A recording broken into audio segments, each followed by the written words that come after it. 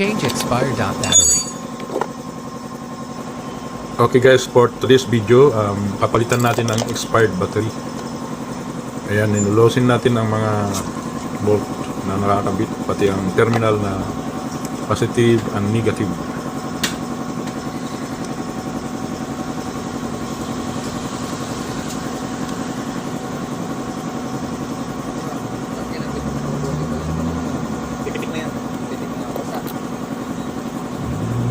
Ayan, tatanggalin na natin yung expired battery.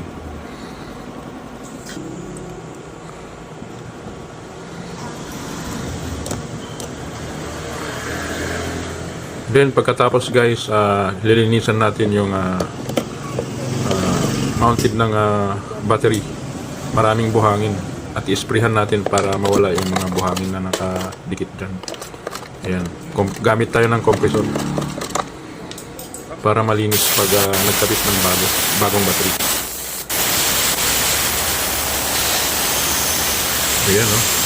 Malinis na. Nagtalsikan na mga alikabok na dumikit dyan.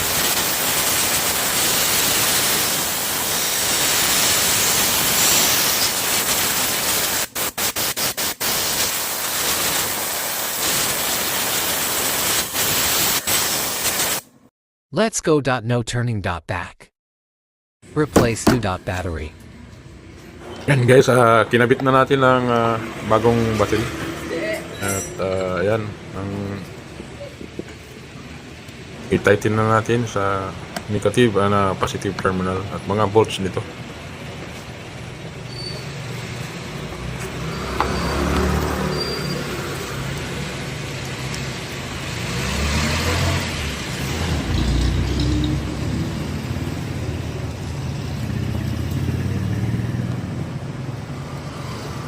Ayan, nahigpitan na natin ang negative and positive terminal ng battery.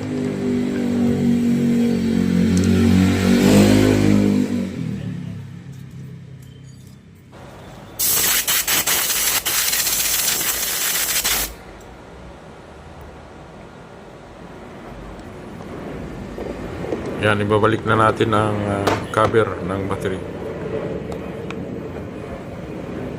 para hindi mapasukan ulit ng dumi at tubig.